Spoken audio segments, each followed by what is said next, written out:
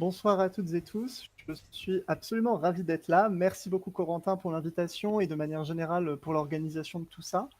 Pour moi, c'est un moment très important parce que c'est le moment de faire une rétrospective sur mon travail que je mène déjà depuis bientôt un an sur la campagne que je mène en ligne du coup à l'écrit donc du coup sur Discord qui s'appelle Glyph, d'où le nom de ma présentation du jeu de rôle textuel en ligne au jeu chronique, le cas de l'immersion dans Glyph.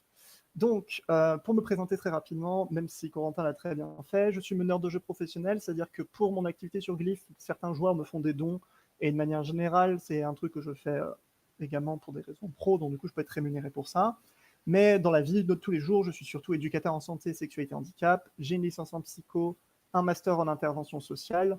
De manière générale, ma spécialité, c'est faire de la formation, de l'éducation, de la réflexion, de l'éthique, de la santé, etc. Donc pour moi, ça me paraissait un peu évident à un moment donné que j'avais envie de contribuer à ce super séminaire que je suis depuis un petit moment.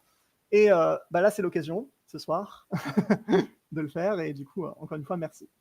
Donc sans plus tarder, plongeons littéralement avec quelques définitions, parce que je ne vais pas parler forcément d'une forme de JDR qui est familière pour tout le monde. Et du coup, je me suis dit que c'était un bon point pour commencer de parler de définition.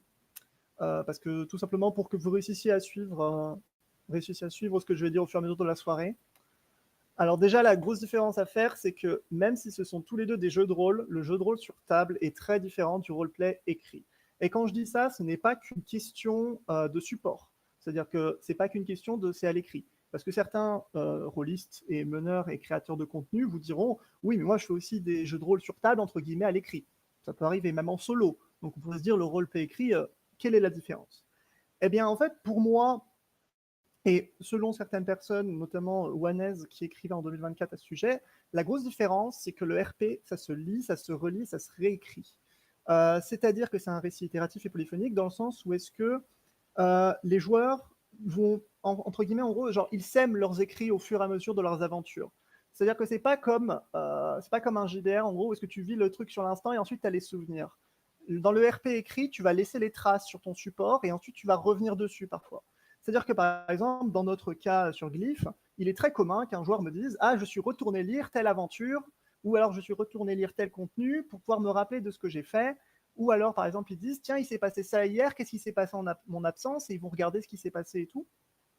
Et de manière générale, quand vous lisez un truc dans le RP, très souvent, le personnage est déjà ailleurs, en fait, en quelque part. C'est-à-dire qu'en gros, genre, vous pouvez lire un trade, enfin, vous pouvez lire un trade d'une aventure d'un joueur, et puis en réalité, le personnage est déjà ailleurs, voire il est à plusieurs endroits en même temps. L'aventure, elle n'est pas linéaire. C'est-à-dire que sans arrêt, on est dans une idée d'aventure qui est décalée, et les joueurs ne se rencontrent pas tous simultanément non plus.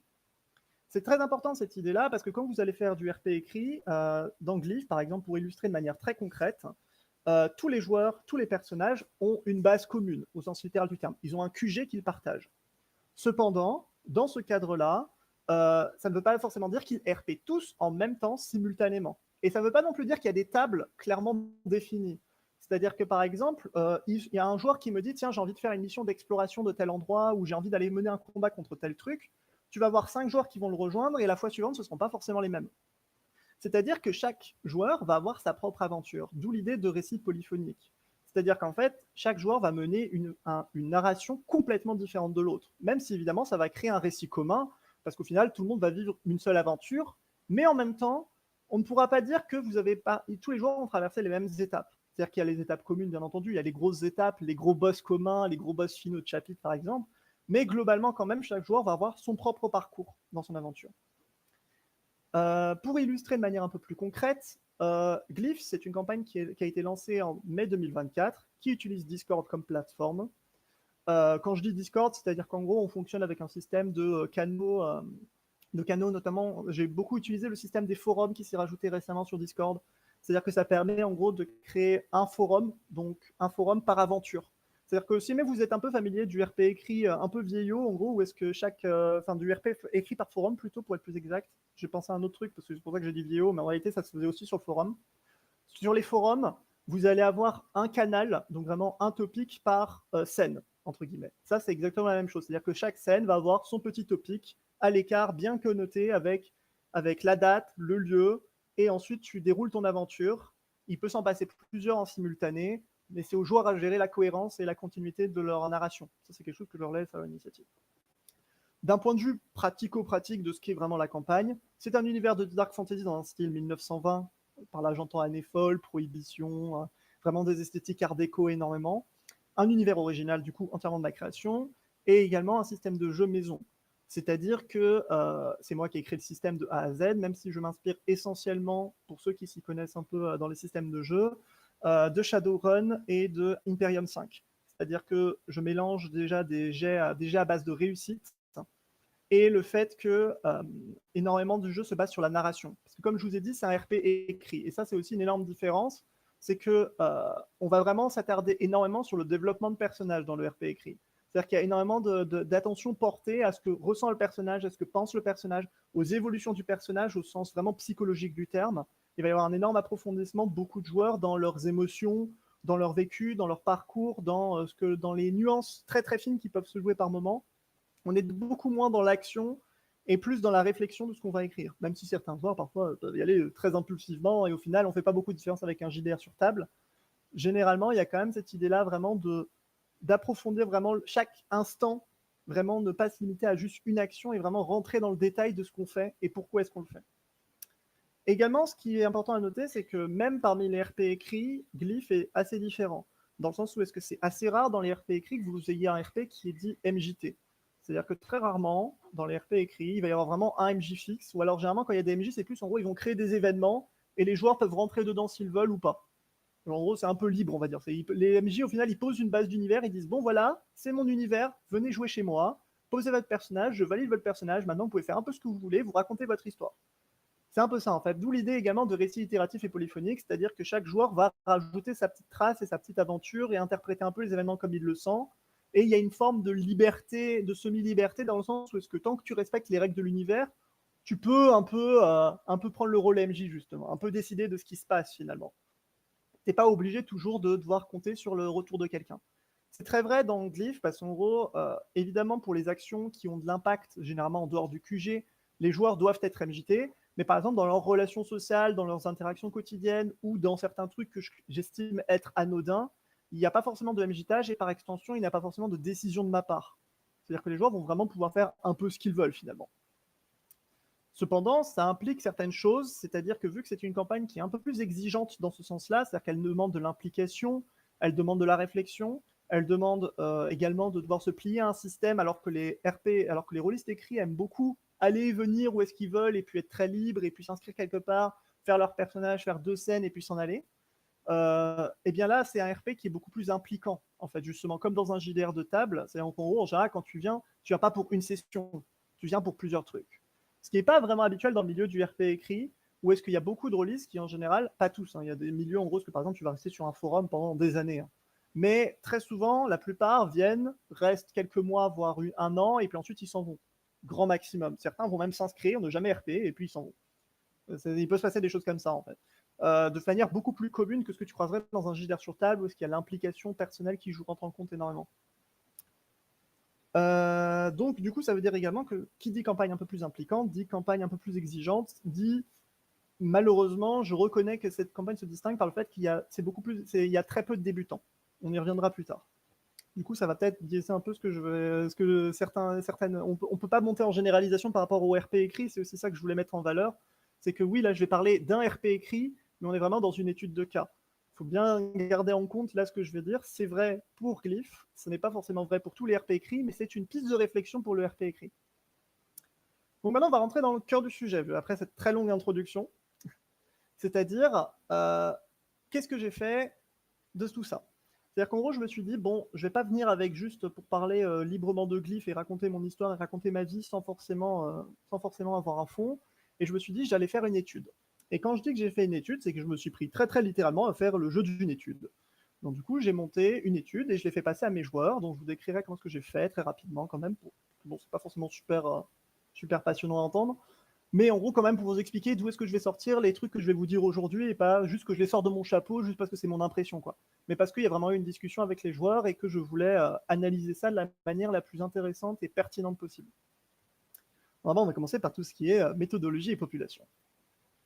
Alors tout d'abord, le point méthodologique numéro 1, qui pour moi est quand même assez important, C'est déjà vous caractériser comment est-ce que je m'y suis pris. C'est-à-dire qu'en gros, les 26 interprètes, donc mes 26 joueurs et joueuses, ont accepté de remplir le même questionnaire 3 fois, une fois toutes les 3 semaines. 17 janvier, 7 février, 28 février, tout en 2025. À la base, mon objectif, c'était de vérifier qu'il y avait une stabilité dans le temps des réponses. Parce que vu que je faisais un questionnaire qui était de ma patte, moi, épistémologiquement, je me suis dit, bon, je vais quand même éviter de faire le questionnaire qu'une seule fois, parce que ça se trouve, ce serait pas fiable comme résultat. Et en fait, il s'est trouvé que, en fait, il y a eu un imprévu qui s'appelle j'ai déménagé. Et donc, résultat des courses, ce sondage-là qui avait pour but de, enfin, cette méthode-là qui avait pour but à la base de juste vérifier est-ce que mes résultats sont durables dans le temps et est-ce que du coup, en gros, mes joueurs disent toujours la même chose tout le temps, est devenu un truc qui a permis de mesurer les variations en fonction de mon activité à moi, ce qui n'était pas l'objectif de base. Mais bon, bah finalement, c'est devenu assez intéressant pour ça. Ça veut dire qu'en gros, le premier sondage, au moment où j'ai fait passer en 17 janvier, c'était juste avant que je commence à vraiment rentrer dans la phase de déménagement. 7 février, j'étais en plein dedans, et 28 février, j'étais en train de m'en remettre. Donc, résultat des courses, on a 3 phases d'activité assez clairement définies du côté du MJ, qui ont eu un impact sur l'activité générale du serveur. Parce que vu que, entre guillemets, je suis la force motrice, et les actions importantes, c'est-à-dire par exemple tout ce qui peut vraiment avoir un impact sur l'univers doit passer par moi et l'interaction avec mes personnages et l'univers que j'ai construit, eh bien en fait les joueurs sont entre guillemets cantonnés à socialiser et à faire des actions sans impact entre eux. Ce qui du coup a fait que certains se sont dit bon bah du coup je vais en profiter, je vais prendre mes vacances ou pas, ou justement c'est là la question qu'on pourrait se poser. Et donc du coup, comme j'ai dit, vu que le but c'était en gros de faire un questionnaire de validité à la base, j'ai posé les mêmes questions les 3 fois. Certains se sont étonnés quand ils l'ont passé, du coup ils m'ont posé des questions, ils m'ont dit mais pourquoi c'est les mêmes questions? J'ai dit t'en fais pas, réponds, comme si c'était la première fois que tu réponds, suis tes instincts. Du coup c'était ça le but aussi, c'était de vérifier qu'est-ce qu'il y aurait comme variation alors qu'ils répondent exactement aux mêmes questions. Donc la première partie c'était sur leur disponibilité, la deuxième partie c'était sur leur profil médial, je détaillerai plus tard ce que c'est, et la troisième partie c'était sur l'immersion et le build. Sachant que j'étais vraiment très très attaché au consentement, c'est-à-dire que dans mon étude, en gros, j'ai proposé aux joueurs d'y participer. Ils et elles ont décidé toutes et tous de contribuer, sans exception, de leur propre chef. Je leur ai redemandé à chaque questionnaire si ils et elles voulaient toujours, en leur précisant bien à quoi ça servirait et tout. Parce que pour moi, c'était vraiment très très important, vu que là, il parlait un peu de perso aussi, de m'assurer que voilà, tout le monde était bien d'accord et consentant et que tout se passait super. Et pour le coup, tout le monde a été vraiment compréhensif et a joué le jeu jusqu'au bout. Donc je tiens à les remercier, même si j'y reviendrai aussi plus tard sur ce point-là. Du coup, petit point démographique quand même pour vous caractériser du coup qui sont mes joueurs et qu'est-ce qu'ils foutent là. Alors il y en a que 25 qui m'ont donné leurs infos perso, il y en a un qui a préféré ne pas les partager pour des raisons qui sont tout à fait compréhensibles. Du coup, j'ai juste caractérisé les 25 qui l'ont fait. C'est-à-dire qu'on a 14 hommes, 6 femmes, 4 non-binaires et une personne qui n'a pas renseigné. Au niveau de l'orientation, on a 7 personnes hétéros, 4 personnes homo, 4 personnes bi et 3 pans, 2 asexuels, 4 autres labels qui sont essentiellement des labels associés aux personnes non binaires, donc du coup typiquement saphique ou androsexuel. Il y a également le label polysexuel dedans, que je ne savais pas trop où ranger exactement. L'âge, il est de 20 à 30 ans, très clairement défini. On est vraiment dans cette tranche d'âge de manière très claire. Et pour le coup, elle est vraiment très équilibrée comme catégorie, c'est-à-dire que la médiane c'est 25, la moyenne c'est 24-76. Vraiment, tu peux difficilement faire plus rangé comme catégorie d'âge. On est vraiment dans une génération très précise pour le coup. Et les professions, on a 14 personnes qui travaillent, 6 qui étudient et 5 au chômage, dont 18 études supérieures et 7 cadres. Moi, ce que je trouve intéressant quand même à signaler très rapidement sur ce point-là, c'est qu'il y a une seule personne dans ce groupe qui n'a pas le bac, alors qu'en France, ça représentait 20%, 20% de la population, selon l'INSEE, et on est bien au-dessus des 52% des 25-29 ans qui sont diplômés du supérieur. Donc, ce qui est important à noter là-dedans, c'est qu'il y a une surreprésentation queer et une surreprésentation de hautes études. De manière générale, on a un public quand même qui est globalement bien installé, qui a un niveau de vie moyen supérieur et qui globalement a quand même une certaine catégorisation et un certain milieu social. Évidemment, ça s'explique par le fait que beaucoup se connaissaient entre eux et donc du coup, en général, les gens, quand ils sont potes, bah, ils ont tendance à avoir des points communs entre eux. Certains sont connus également à l'université, etc. Mais globalement, il faut quand même se dire qu'on a quand même une catégorie de population assez clairement définie. Et je trouvais ça intéressant aussi pour souligner les éventuels biais dans mes analyses plus tard. Ensuite, Petit point expérientiel. Sur ce point-là, les 26 interprètes ont répondu. C'est-à-dire que ils ont tous une haute expérience de RP. Quand je parle de haute expérience de RP, c'est-à-dire qu'ils ont entre 3 et 17 ans de RP dans les bots. C'est-à-dire qu'ils ont en médiane 10 ans. En médiane 10 ans d'expérience et en moyenne 9,88. Donc pareil, très bonne répartition. Assez peu, il y a des valeurs extrêmes bien entendu, mais globalement, on est quand même assez bien répartis dans cette idée-là. Et également, il est très important de noter que 22 ont commencé avant d'avoir 18 ans, dont 12 avant 15 ans. Donc pour beaucoup, c'est des passions, pour l'essentiel des joueurs, c'est une passion de très très longue date. C'est-à-dire qu'ils ont toutes et tous commencé à pratiquer très tôt dans leur vie, assez tôt dans leur vie, non, plutôt que assez tôt dans leur vie, et ils le font depuis assez longtemps aussi. C'est-à-dire qu'on est face à des joueurs qui sont quand même assez expérimentés, je dirais même passionnés, parce que c'est quelque chose qu'ils ont commencé alors qu'ils étaient mineurs et qu'ils ont continué à faire jusqu'à l'âge adulte et encore aujourd'hui alors qu'ils sont entre 20 et 30 ans. Point suivant, l'expérience avec le groupe de... Ah bah, du coup, j'ai ouvert le suivant, donc du coup, je vous l'enlève. L'expérience avec ce groupe-là, quand je dis ce groupe-là, c'est le groupe de RP que moi je porte, donc du coup, en gros, le groupe de rôlistes qui se connaissent pour la plupart depuis très longtemps, parce qu'effectivement, comme je dis, il y en a certains qui sont là depuis 3 mois, ils sont arrivés pour Glyph, il y en a d'autres, ils sont là et j'ai fait d'autres campagnes avant, et ils étaient là pour les campagnes d'avant. Donc en fait, ça va de 3 mois à 8 ans. Donc effectivement, quand on croit ça avec l'expérience de RP, il y en a certains, ils ont quasiment connu que ça. Ils ont quasiment connu que le RP dans ce milieu-là. D'autres, ils ont eu une longue expérience avant d'arriver là. De manière générale, on a quand même à peu près un équilibre aussi, mais quand même, une grande partie des joueurs sont là depuis très longtemps. Parce qu'effectivement, la médiane est à 6 ans, là où la moyenne est à 4,8. De manière générale, 9 ont fait moins de 3 RP avec ce MJ, dont 5 simplement Glyph. Donc la grande majorité des joueurs et des joueuses me connaissent depuis longtemps, ils sont habitués à la manière dont je fonctionne.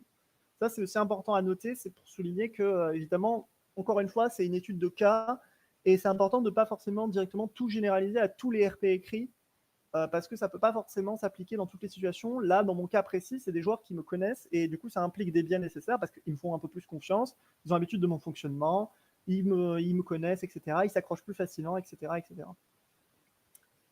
De manière générale, sur Glyph en lui-même, 20 joueurs sont là depuis le début du RP, et 6 sont rejoints en cours de route. L'enjeu de la disponibilité. Alors, sur ce point-là, c'est quand même assez important parce que quand on parle de RP écrit, comme je vous le disais au tout début, il y a une idée de jeu chronique. C'est-à-dire qu'en fait, moi, j'ai mesuré très rapidement plein de facteurs liés à ça. C'est-à-dire combien de temps ils investissent par semaine, quelles sont les heures de pratique qu'ils ont. C'est en gros sur des créneaux que j'ai définis. Quels sont les endroits où est-ce qu'ils font du RP, quels sont le nombre d'autres RP auxquels l'interprète participe, et la place que l'interprète accorde à Glyph. C'est très important de mesurer tous ces facteurs-là parce que ça permet très vite de définir qu'en fait, ça se décale également du JDR de table, en gros, dans le sens qu'un rôliste peut potentiellement ne pas forcément RP peut potentiellement RP alors qu'il n'est pas forcément en train de s'y dédier à fond, on va dire.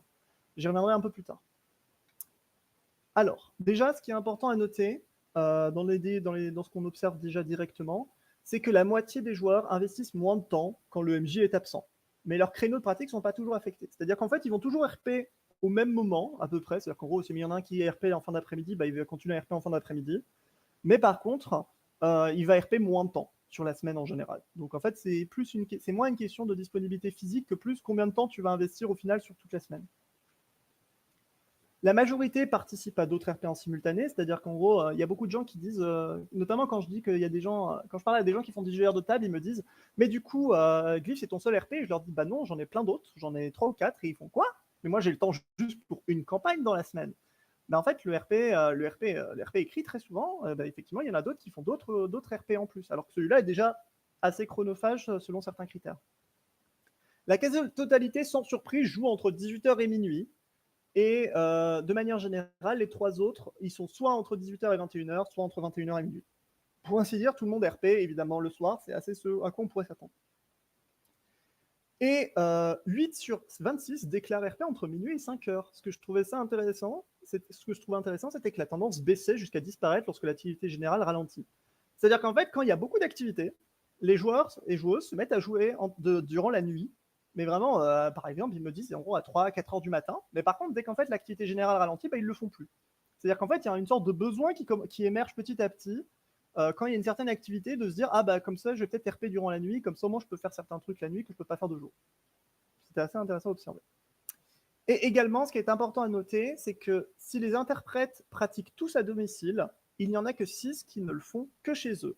C'est-à-dire qu'il y en a 12 qui en font régulièrement au travail ou en cours, 9 dans les transports et 2 dans la rue. Ça, c'est pas quelque chose que vous verriez spécialement dans un gilet de table. C'est-à-dire qu'en fait, il y a très très peu de limites que les joueurs et les joueuses se posent dans le RP. C'est-à-dire qu'ils peuvent prendre leur téléphone et répondre sur leur RP écrit en passant comme ça. Ou alors quand ils sont en train de travailler, ils font une pause, ils font une réponse en la glissant comme ça. Il n'y a pas vraiment de limite spatio-temporelle dans le RP en fait. Très très peu de joueurs, finalement, une minorité de joueurs, seulement 6, disent qu'ils ne RP que chez eux. Sinon, pour toutes et tous, c'est normal, c'est normalisé de se dire ah ben je vais RP en dehors. Je vais RP y compris dans un autre cadre que chez moi finalement. Alors, ce qui est intéressant également, du coup, au terme de tout ça, c'est que j'ai fait 4 petits profils de disponibilité. C'est-à-dire qu'il y a les joueurs que je catégorise comme indisponibles, c'est-à-dire qu'ils ont peu d'activité parce qu'en fait, ils ne RP que chez eux et ils ont d'autres priorités. C'est-à-dire que ça représente 8 interprètes sur 26. Ça représente pas mal de monde, mais en réalité, ce n'est pas la catégorie la plus nombreuse. Ensuite, il y a les joueurs que je catégorise de fluctuants, c'est-à-dire que leur activité est super variable et baisse au fil des sondages dans tous les paramètres. C'est surtout lié à des vertus externes, donc par exemple un déménagement ou des impératifs de travail, etc. Mais globalement, en gros, ce sont des joueurs qui n'ont pas forcément de régularité dans la manière dont ils RP. Ensuite, à l'inverse, il y a les réguliers. C'est-à-dire, en gros, c'est 10 interprètes sur 26 qui, eux, ont une activité médiane forte. C'est essentiellement lié au fait qu'ils priorisent Glyph au quotidien. C'est-à-dire qu'en gros, ils vont RP même en dehors de chez eux et de manière générale, ils vont investir énormément de temps dans la semaine pour pouvoir justement passer du temps sur Glyph. Et enfin, il y a les piliers que j'estime à 5 interprètes sur 26. C'est-à-dire, en gros, quelle que soit celle du RP, ces joueurs vont être tout le temps super actifs. Et quand je dis ça, c'est-à-dire qu'ils vont mettre la réponse, ou est-ce que je dis quelques heures par jour sur Glyph. C'est-à-dire qu'en gros, ce sont des joueurs qui font du RP partout, tout le temps. Il y a une seule exception dans cette catégorie-là que je ne m'explique pas, qui dit qu'elle RP uniquement chez elle, mais qu'elle met plusieurs heures par jour et elle n'est pas au chômage. Donc je ne sais pas comment est-ce que cette personne s'y prend, mais elle avait l'air très sûre d'elle sur ce point-là, donc je lui fais confiance. Mais du coup, c'était vraiment le point curieux où est-ce que je me suis dit, mais qu'est-ce qui s'est passé? Alors, ensuite, ça, ce sera un peu plus théorique, donc du coup, je vais éviter de rentrer trop en profondeur parce que même moi, honnêtement, je ne maîtrise pas trop. Parce qu'en fait, je me suis posé la question de me dire, ok, bon, maintenant, il faudrait peut-être que je parle de mes joueurs et que je puisse dire qui sont mes joueurs, mais d'un point de vue plus d'un point de vue de personnalité et tout. Surtout que je ne voulais pas faire des tests de personnalité sur mes joueurs, je ne trouvais pas ça forcément très pertinent. Alors, je me suis renseigné sur le Discord et on m'a présenté un modèle, le modèle médial d'engagement ludique. Alors, excusez-moi, il faut que je mette la lumière, sinon on ne va plus me voir. Hop, à la caméra, bonjour, me revoilà, mais avec de la lumière. On a le modèle médial d'engagement ludique. Alors, je ne vais pas rentrer dans les immenses détails techniques du modèle parce que sinon, ça va prendre 10 000 ans et j'ai pas envie non plus qu'on y passe 3 heures. Je n'ai pas autant de temps, malheureusement. Mais en gros, ce qu'il faut se dire globalement, c'est que c'est un modèle d'analyse des joueurs dans un jeu. C'est en gros où est-ce qu'on évalue qu'est-ce qui les intéresse dans un jeu. Qu'est-ce qui va faire qu'ils vont plutôt s'impliquer dans un jeu ou pas du tout. Et je trouvais ça assez intéressant pour savoir qu'est-ce qui intéresse mes joueurs dans Glyph. Qu'est-ce qu'ils vont faire qu'ils vont passer du temps dans Glyph? Qu'est-ce qu'ils vont faire qu'ils vont s'investir dans Glyph ou pas, à l'inverse? Qu'est-ce qui les intéresse dans Glyph finalement? Pourquoi est-ce que mes joueurs sont là? C'est une bonne question parce qu'on se dit, ok, c'est cool, j'ai dit, ok, mes joueurs sont disponibles comme ça, comme ça, comme ça, mais ça ne veut rien dire en tant que tel. Est-ce que c'est lié à leur intérêt pour Glyph? Du coup, je me suis dit que j'allais mesurer ça et voir qu'est-ce qui intéressait mes joueurs. Pourquoi est-ce que mes joueurs étaient là finalement? Voilà. Donc, pour résumer très rapidement, le moteur, c'est l'intérêt pour les mécaniques. Donc, par exemple, estimer comment est-ce que tu peux gagner. L'épreuve, c'est l'intérêt pour la victoire. Donc, justement, en gros, là, par contre, là, on est plus dans l'idée de comment est-ce que tu gagnes vraiment et genre la volonté de gagner, de réussir, de faire des trucs, de performer, de t'entraîner, de t'améliorer, etc. La diégèse, c'est-à-dire l'usage du vocabulaire du jeu, donc du coup parler plutôt de narrateur que de MJ. Donc là, c'est vraiment en gros entre guillemets flouter la limite entre le jeu et le pas jeu. L'intrigue, c'est-à-dire en gros l'intérêt pour la scénarisation, pour la tension narrative, etc. L'autrui, l'intérêt pour les relations sociales, les dynamiques, etc.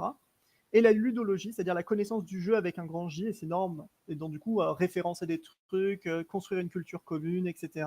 Dire ah tiens ça c'est comme dans tel RP par exemple que j'ai déjà fait et tout, ça c'est intéressant et tout, etc. Donc du coup j'ai demandé à tous mes joueurs, à tous mes interprètes, je leur ai demandé ok selon ces critères-là, Est-ce que pour vous, c'est pas du tout une priorité? Est-ce que vous, ça l'est parfois? Est-ce que oui, pour vous, c'est important? Ou est-ce que oui, pour vous, c'est important et c'est une priorité? De manière, en fait, à avoir une évaluation globale de, globalement, quels étaient leurs différents profils. Bon, globalement, il y a des tendances générales. On va pas se mentir, mais bon, ça veut pas forcément dire que c'est très pertinent. Parce que bon, sans surprise, des joueurs qui font du RP, donc du coup qui font un truc extrêmement scénarisé, narratif, etc., sont très intéressants, considèrent l'intrigue comme l'un de leurs intérêts principaux. Bon, pas de surprise jusque-là, la majorité voit même ça comme une priorité. Bon, j'ai envie de dire, c'est un peu logique. Et puis c'est pareil également, on ne s'étonne pas trop que des joueurs qui font du RP et même du JDR sont intéressés par les autres. C'est-à-dire qu'en gros, ils font pas un jeu pour, ils participent pas à un jeu qui est intrinsèquement social et qui requiert l'interaction avec les autres comme mécanique principale.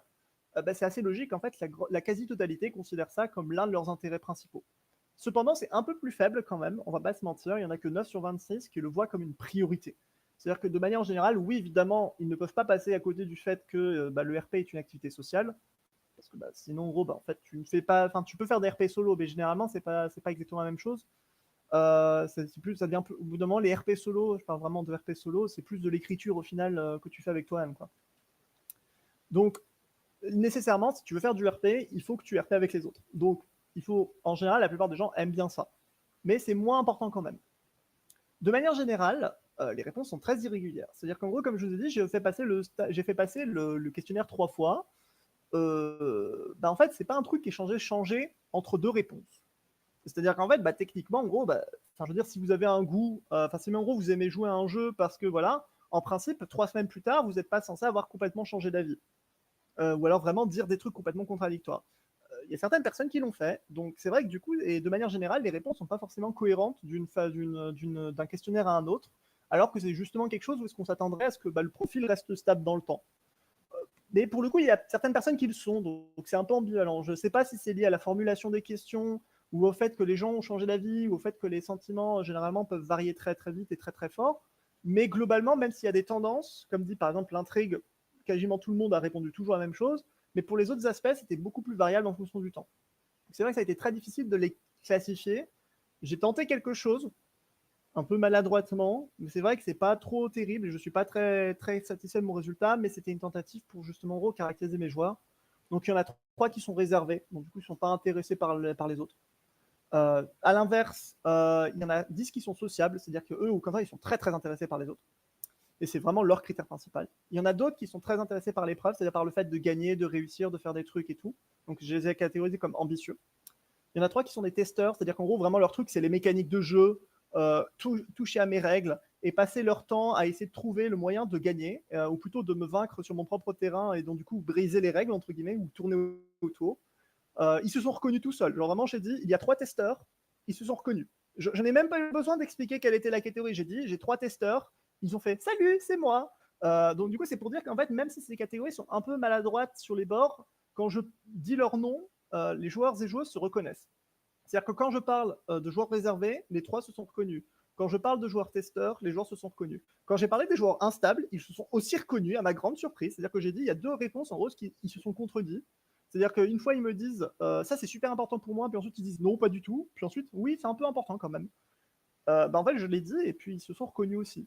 Donc, les joueurs ont quand même assez conscience de leurs réponses, et de manière générale, ils se reconnaissent dans ces catégories-là. Donc, c'est pour ça que je me suis dit, bon, finalement, cette classification n'est pas entièrement non plus complètement déplacée. Alors maintenant, on va rentrer du coup dans le cœur du sujet. Après 30 minutes enfant, on y arrive, mais je vais essayer de donner le plus d'éléments possible, mais d'une manière qui soit pertinente. C'est-à-dire en gros la question de l'immersion. Et pour ça, je vais passer par la question du bleed, qui pour moi est ultra importante quand on parle d'immersion. C'est-à-dire la question, selon UGAS en 2024, et je remercie Corentin pour m'avoir filé cet article, la notion de bleed, ça désigne les pensées, les émotions, les états physiques, les aspects de personnalité et autres qui débordent du personnage sur le joueur, donc le bleed out, parce que ça sort du jeu, et vice-versa, donc du coup les émotions qui vont passer du joueur sur le personnage, donc le bleed in, parce que ça rentre dans le jeu. Ça, c'est la nuance. Alors, du coup, dans mon questionnaire, j'ai posé plein de questions sur mes joueurs pour leur dire, est-ce que vous sentez, par exemple, est-ce que vous considérez que vous avez des émotions de votre personnage qui vous ont affecté dans votre vie, etc. Je leur ai posé plein de questions comme ça. pour justement évaluer les différents types de bleed. Donc du coup, tout ce qui est émotion, pensée, comportement. Est-ce qu'ils ont eu des conflits ou des amitiés qui se sont liés à cause de ceux du personnage? Est-ce qu'ils se sont remis en question ou ont évalué qu'ils ressemblaient plus ou moins au personnage ou estiment qu'ils ressemblent plus au personnage par rapport au début du jeu? Donc tout ce qui était bleed out.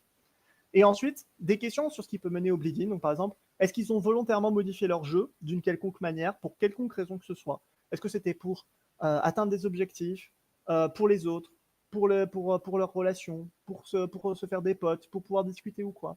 Ou et également, est-ce qu'ils réagissent au contenu d'autrui si jamais ils y participent pas? C'est-à-dire, comme je vous disais plus tôt, chaque joueur mène son aventure. Mais est-ce que ça veut dire que du coup, le joueur va aller lire ce que lui ne fait pas?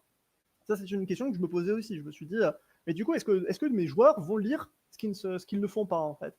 Parce que, étant donné qu'on est sur un serveur Discord, et que, comme j'ai dit, en fait, il y a vraiment une partie RP, mais il y a également une partie hors RP, vous allez avoir les joueurs qui vont commenter ce qu'il se passe dans le RP. C'est-à-dire qu'en gros, ils vont faire des réactions. Il y a même un canal qui s'appelle Réaction RP. D'ailleurs, j'ai été obligé de le créer tellement c'était abondant sur le canal général.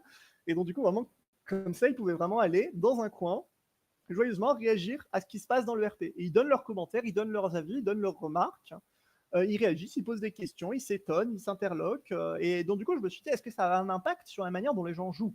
Parce que c'est une forme de pression sociale, finalement. C'est une forme d'affectation. Donc, du coup, je me suis dit, est-ce que les joueurs ont conscience du fait qu'ils peuvent parfois, du coup, logiquement, se modifier leurs actions pour s'adapter à cette situation? Eh bien, dans les résultats, oui, il y a du bleed partout, mais il n'y a pas de corrélation. C'est-à-dire qu'en gros, je vous ai dit plutôt que j'ai fait des profils de disponibilité, j'ai fait des profils de joueurs et tout, mais il n'y a pas de corrélation. C'est-à-dire qu'en fait, moi au début, quand j'ai monté mon étude, je pensais que plus un joueur s'investissait, plus il y avait de bleed. Et donc du coup, je voulais prouver que, c'était mon hypothèse de base, je voulais prouver que plus un joueur passe du temps sur le RP, et plus en fait il va me signaler un bleed fort, varié, intense, etc., ou avec plein de sujets et tout. Et puis au final, c'est pas du tout ce que j'ai trouvé. C'est-à-dire que même des joueurs que je classifiais dans indisponibles, qui du coup passent maximum quelques minutes par semaine dans le RP, me disent qu'ils ont du bleed très fort. Et en fait, pareil pour les profils, ce n'est pas forcément cohérent. C'est-à-dire qu'en fait, il n'y a pas de logique. Il n'y a pas de joueur qui semble avoir plus de bleed qu'un autre, en fait. Il y a quelques tendances, cela dit, donc je vais quand même en parler. J'ai quand même pas non plus. J'ai essayé de croiser le maximum de trucs, mais bon, j'ai quand même trouvé quelques trucs qui s'observaient.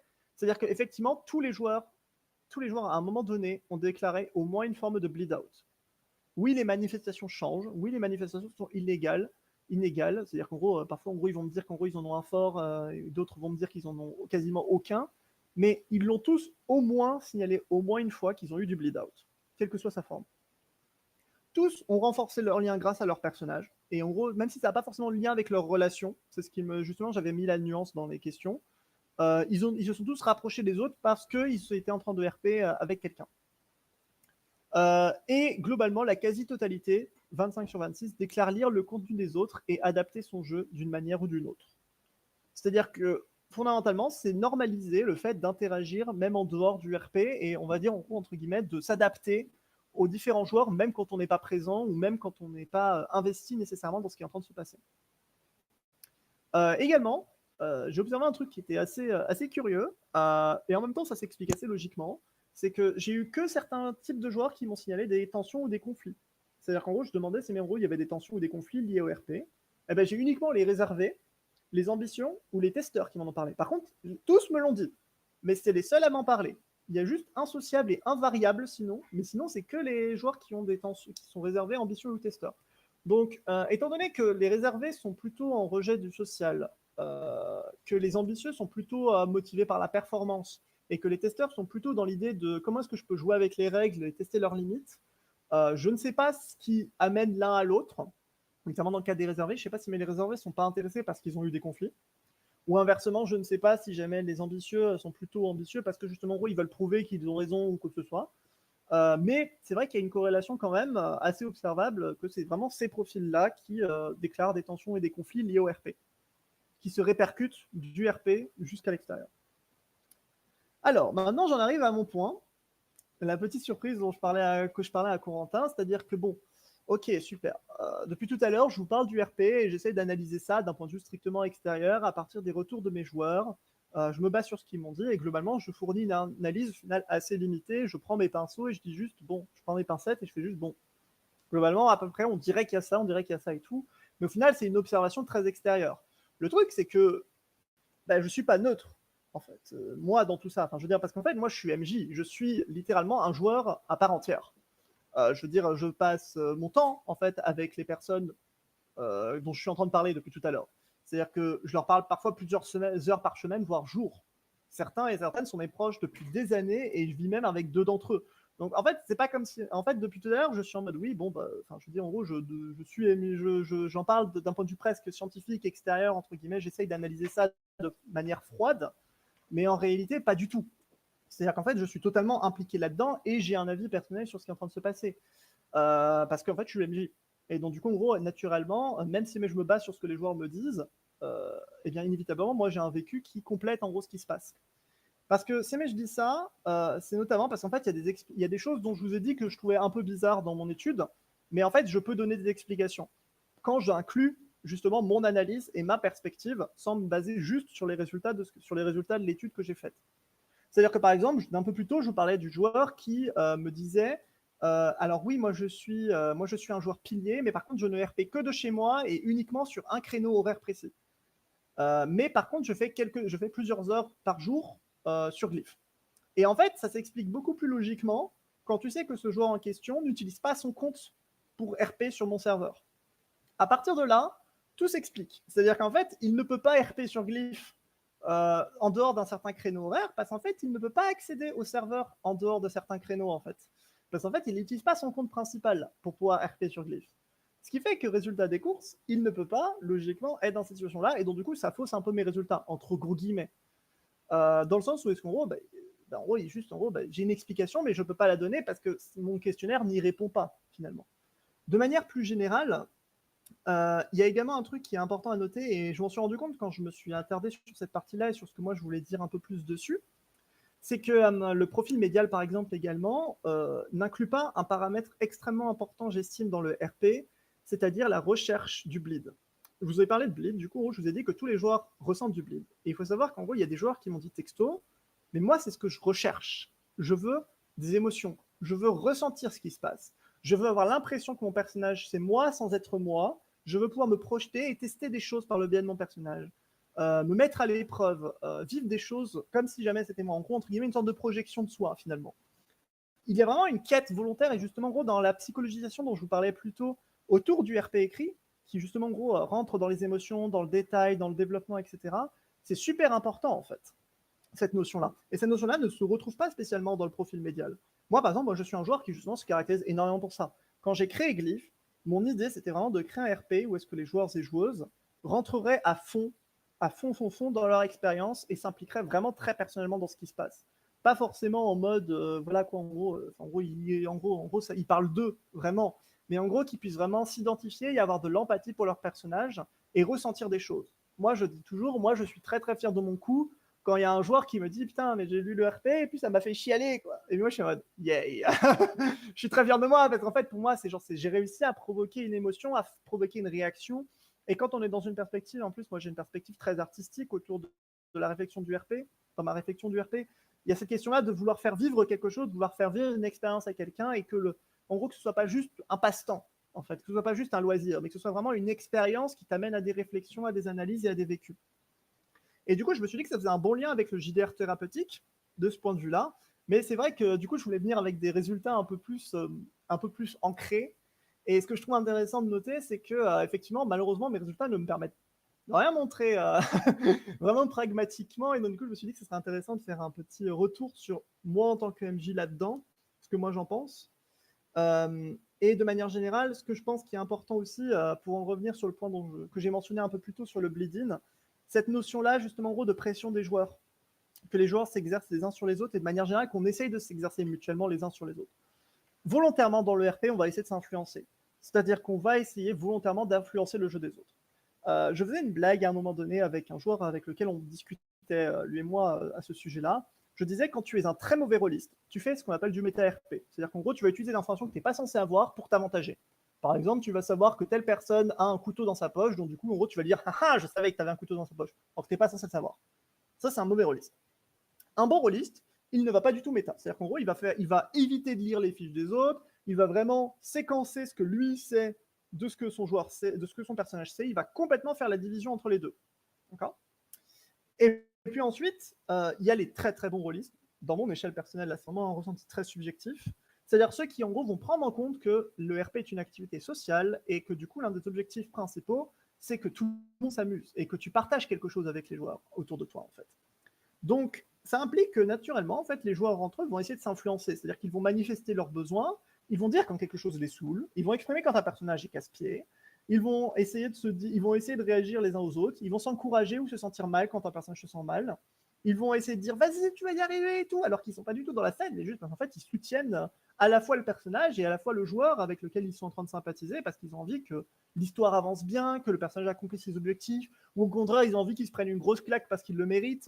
Mais en gros, il y a toujours cette idée-là du, même si c'est le MJ qui a l'autorité, et je parle d'autorité au sens vraiment psychologique du terme, c'est-à-dire en gros, même si c'est le MJ qui a le contrôle de la situation et qui décide concrètement ce qui va se passer, il y a quand même une forme d'autorité collective aussi qui s'exerce. C'est-à-dire qu'en fait, un joueur ne peut pas se rebeller contre les 25 autres sans se retrouver avec tout le monde sur le dos. C'est-à-dire qu'imaginons si un joueur décide d'aller, par exemple, tuer un PNJ que tout le monde adore, et bien alors tu vas avoir les 25 qui vont lui tomber dessus. Donc en fait, effectivement, même si c'est le MJ qui décide au bout du compte et que le joueur a quand même son agentivité personnelle, il y a quand même une forme d'agentivité qui est limitée. C'est-à-dire qu'en gros, les joueurs ne peuvent pas faire n'importe quoi sans risquer de se mettre en porte-à-faux les uns envers les autres. Ce qui joue également sur la notion de bleed. C'est-à-dire que déjà, bah, du coup, en gros, il va y avoir beaucoup de bleeding, comme je l'ai dit, parce qu'en gros, les joueurs vont adapter leur jeu, comme je l'ai dit, ils adaptent énormément leur jeu les uns en fonction des autres, et s'adaptent vachement aux situations, vont parfois se modifier. En général, ils essaient d'éviter les incohérences dans ce qu'ils me répondent dans le sondage, mais il y en a beaucoup qui disent le plus important, c'est surtout qu'il y ait pas de, c'est surtout qu'en gros, ça soit logique, il y ait une forme de, il y ait une forme de, il y ait une forme de compromis qui soit faite dans l'histoire et que, enfin, ce soit pas complètement stupide ou alors que ça semble complètement à l'opposé de mon personnage. Mais ils vont parfois moduler, ils vont retenir leur personnage, ils vont dire bon, il aurait pas réagi comme ça, mais je peux faire un effort et tout. Et en fait, pour moi, c'est là que l'immersion se ressent aussi, parce que vu que les joueurs vivent une aventure collective, ils n'ont pas envie de se faire du mal les uns aux autres et de manière générale se repousser les uns les autres. Ils ont envie de construire quelque chose de commun. Et par extension, la camaraderie que les personnages ressentent se répercute sur eux. Parce qu'en gros, du coup, vu qu'en gros, ils ont envie que leurs personnages réussissent ensemble, ils ont envie à l'extérieur aussi de réussir ensemble. Et donc, du coup, ils vont soutenir, ils vont suggérer des idées, ils vont essayer de faire des trucs ensemble. Et quand il y en a un qui va se sentir mal à l'extérieur du RP, il va lui dire ah, mais est-ce que ça va et tout, est-ce que tu veux en parler et tout. De la même manière que si le personnage l'avait fait finalement. Et en fait, il y a une très fine limite, une très très fine limite entre le personnage et le joueur. Même si la limite est claire quand même, pour la plupart des joueurs, pour la grande majorité même, je dirais, il y a quand même très peu de bordure finalement par moment. Et donc du coup, les joueurs finissent par observer au bout d'un moment quand est-ce qu'un c'est plus le joueur qu'un personnage qui finit par parler. C'est déjà sur certains sujets qui sont justement très perso, très sensibles, ou de manière générale qui touchent aux limites de ce que le joueur peut faire. Mais en général, quand même, il y a cette idée-là c'est quand même, ça reste quand même beaucoup plus faible que dans d'autres milieux. C'est-à-dire qu'en gros, on n'est pas vraiment en train d'enfiler un masque. On est tout le temps, en gros, dans cette ambiguïté-là entre le joueur qui est toujours présent derrière son personnage et qui le tient par les épaules, j'ai envie de dire en quelque sorte. C'est pas une question. Il n'y a pas de joueur qui vous dira dans un RP écrit oui, mon personnage il fait ça. Oui, ou alors il y en a très très peu qui le font et en général ils sont pas très bien accueillis. Il n'y a pas de personne qui vous dira vraiment oui, mon personnage il est comme ça, il fait ce qu'il veut. Parce que justement, oui, il y a cette idée-là on construit un récit commun, on construit un récit polyphonique, on construit une histoire tous ensemble. L'objectif n'est pas que tu pars tout seul dans ton coin pour mener ton aventure, justement. Donc il y a toujours ce petit paradoxe-là entre d'un côté, chacun raconte son histoire, de l'autre, chacun fait un peu ce qu'il veut. Chacun ne peut pas faire ce qu'il veut, justement, au contraire. Donc du coup, on arrive sur les ouvertures et la conclusion, que je vais rendre très rapide pour vous laisser le temps aux questions. Quand même un minimum. Donc du coup, déjà à titre personnel, c'était une très bonne rétrospective sur mon propre travail et cadre de jeu. Mon objectif était de mettre en lumière certaines spécificités du RP écrit et j'estime avoir plutôt réussi, même si ma narration là, à l'oral, je sens que j'ai pas forcément été toujours très clair, mais j'ai essayé de. J'espère que le diapo a pu expliquer certaines choses un peu mieux que ce que moi je fais à l'oral. Et ensuite, j'aimerais, si possible, adapter ce travail en article, voire le porter plus loin si quelqu'un pouvait m'accompagner dessus. Parce que c'est vrai qu'actuellement, moi, j'ai pas les moyens professionnels ou temporels de le faire, mais si jamais j'avais un accompagnement sur la question, peut-être qu'on pourrait faire beaucoup plus de trucs que là, ma petite présentation, un peu avec mon brick et mes brocs, que je fais comme je peux et que j'essaie de présenter et de professionnaliser ça un minimum.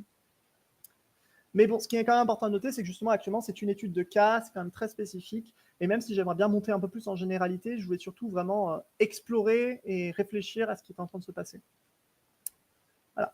Et de manière générale, parler de RP écrit. Donc, tout d'abord, ensuite, pour remercier, je voudrais remercier toutes les personnes qui font vivre Glyph et qui ont accepté de participer à cette humble recherche. Et encore une fois, je remercie Corentin Boulet pour l'organisation de ce séminaire et pour avoir accepté ma communication à ce sujet.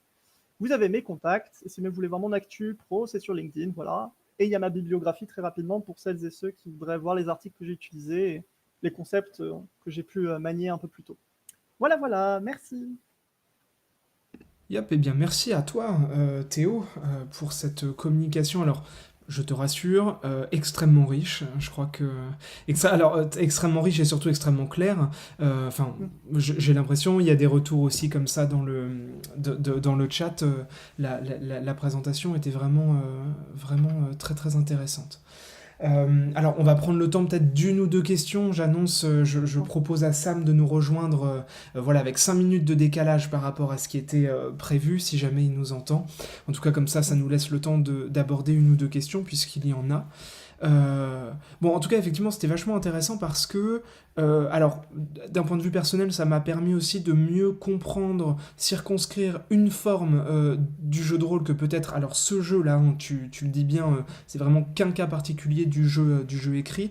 Moi, ça m'a aidé un peu mieux à comprendre aussi ce que c'était. Et je trouve ta démarche vraiment très intéressante. Alors évidemment, une démarche de recherche dans ce cadre-là, c'est à la fois inattendu et en même temps c'est très intéressant d'en entendre parler comme ça.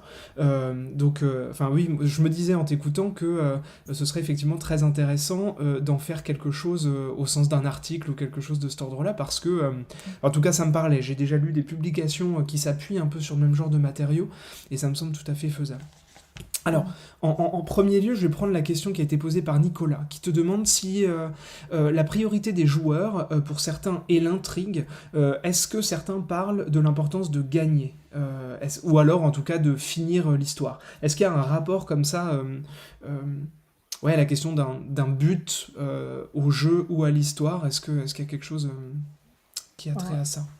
Ouais. Alors mon questionnaire ne va pas autant en détail, il met pas en relation les différents facteurs. Typiquement, je pense que ça aurait été très intéressant. J'aurais bien aimé le faire, mais là, sinon, ça aurait été un questionnaire absolument impossible.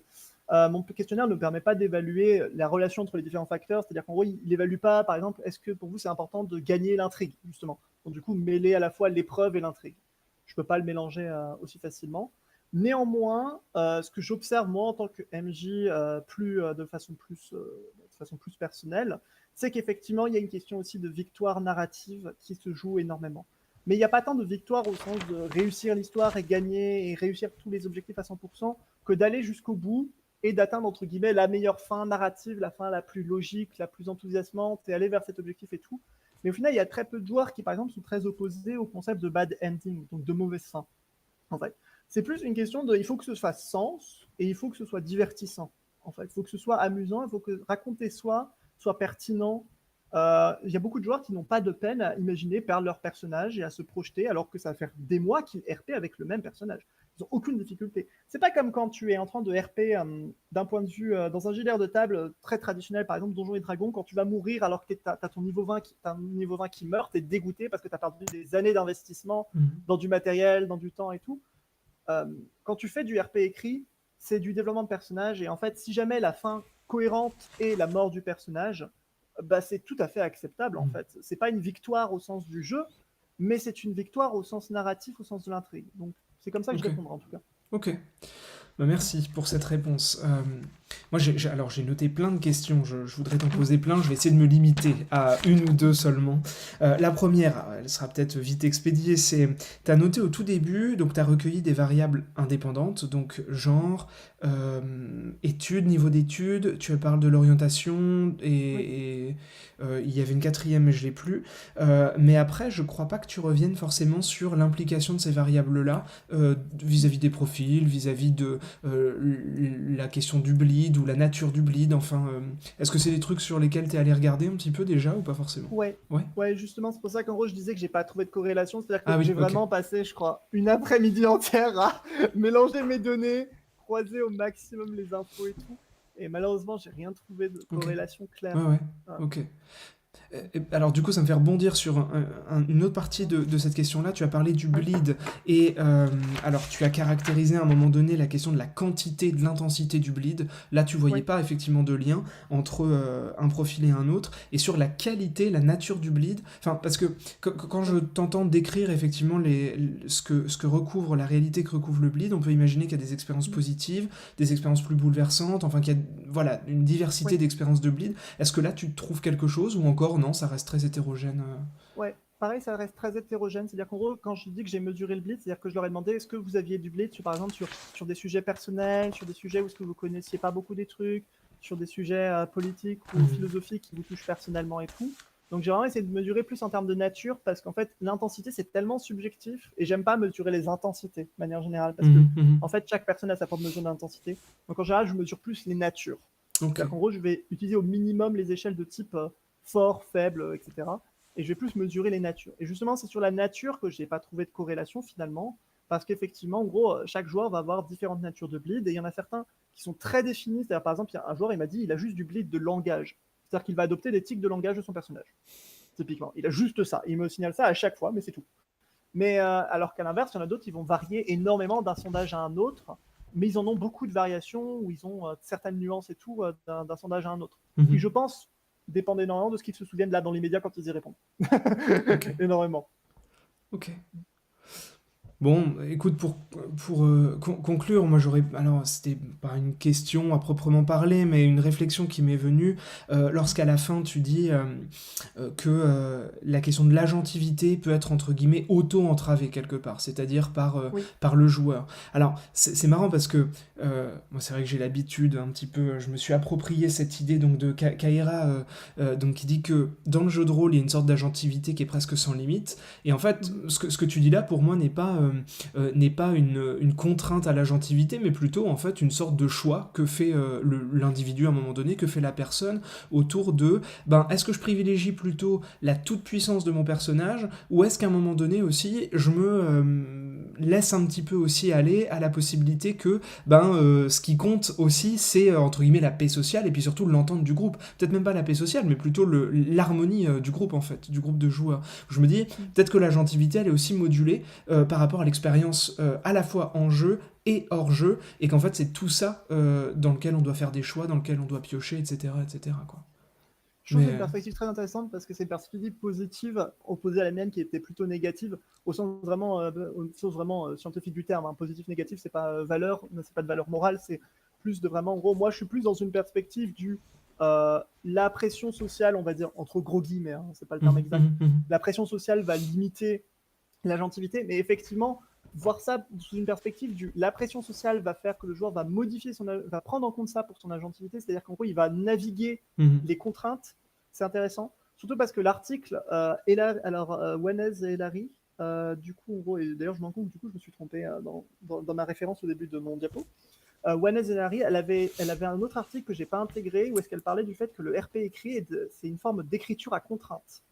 C'est-à-dire qu'en fait, tu vas te poser un cadre, un objectif pour rédiger ton truc. Et donc, du coup, parce qu'en fait, tu as des objectifs à remplir. C'est-à-dire que tu dois répondre au personnage à telle situation, tu dois l'enrichir la situation, tu dois décrire le contexte, tu dois faire des émotions, tu dois respecter parfois une mise en forme spécifique ou respecter un cadre, un contexte et tout. En fait, tu n'es pas libre, justement, mais tu choisis de t'imposer ces contraintes-là. Donc, effectivement, je pense que ça pourrait être c'est une perspective intéressante à laquelle je n'avais pas forcément pensé. Mais du coup, ça fait très lien avec cet article-là. ok. Bon, bah écoute, en tout cas, je te remercie Théo pour cette intervention, pour d'avoir répondu à tes questions. Je suggère effectivement aux personnes qui voudraient continuer un peu cette discussion, soit de nous rejoindre sur le Discord, soit là dans les commentaires, et puis tu pourras les retrouver et puis éventuellement répondre aux personnes un peu plus tard. Moi, je propose donc là de faire une pause dans le live d'une dizaine de minutes, le temps de tout mettre en place avec Sam qui nous a rejoint, et puis on se retrouve dans 10 minutes du coup pour la deuxième intervention. Voilà, à tout à l'heure. Merci. Au revoir.